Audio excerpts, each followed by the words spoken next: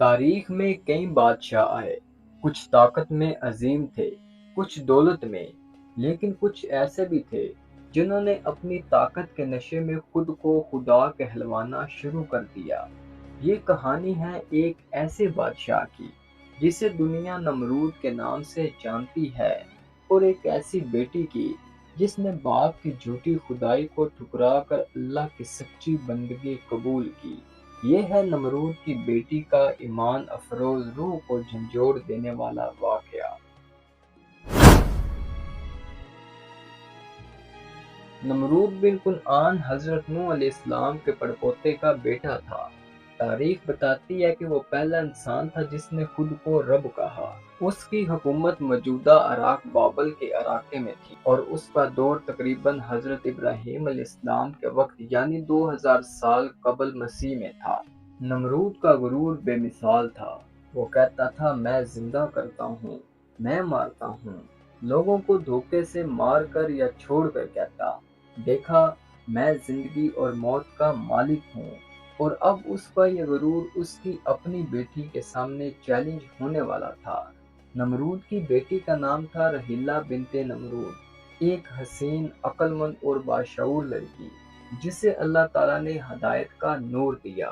ایک دن وہ محل کی چھت پر بیٹھی آسمان کو دیکھ رہی تھی، چاند، سورج، ستارے۔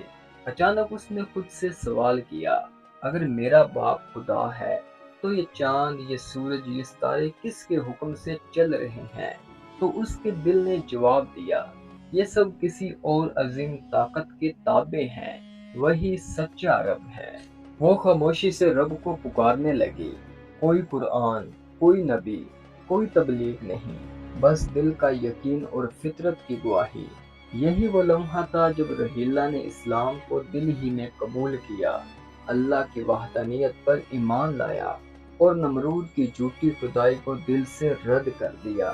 کئی دن گزر گئے، ایک دن اس نے ہمت کی، باپ کے دربار میں پہنچی اور آواز گونجی، اے میرے باپ، تم خدا نہیں، خدا وہ ہے جس نے تمہیں پیدا کیا، جس نے مجھے عقل دی، دل دیا اور آسمانوں کو پیدا کیا۔ نمرود کا چہرہ غصے سے سرخ ہو گیا، تو میرے مقابلے میں، تیرے دل میں ایمان کہاں سے آیا؟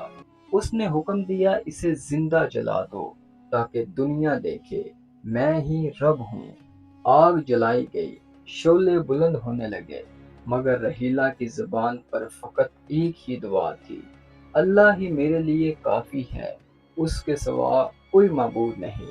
اور پھر جیسے ہی آگ میں پھینکا گیا، آگ ٹھنڈی ہوگی، بالکل ویسے ہی جیسے حضرت ابراہیم علیہ السلام کے لیے اللہ نے آگ کو سلامتی والا بنا دیا تھا۔ لوگ حیران رہ گئے، نمرود ہکا بکا، سارا دربار گواہ تھا کہ یہ رب نمرود نہیں، کوئی اور ہے جو آگ پر بھی اختیار رکھتا ہے۔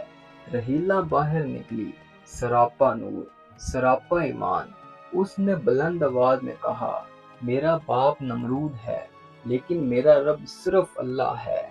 یہ اس بیٹی کا واقعہ ہے جس نے سچائی کو اپنایا اور باپ جیسے بادشاہ کے سامنے کلمہ حق بلند کیا۔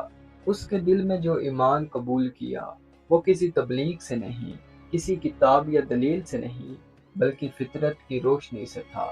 اللہ چاہے تو ہدایت کے دروازے کسی محل کی چھت سے کھول دے، اور چاہے تو تخت پر بیٹھے نمرود کو بھی ذلت کا نشان بنا دے۔ اللہم اجعل من الصادقین، آمین۔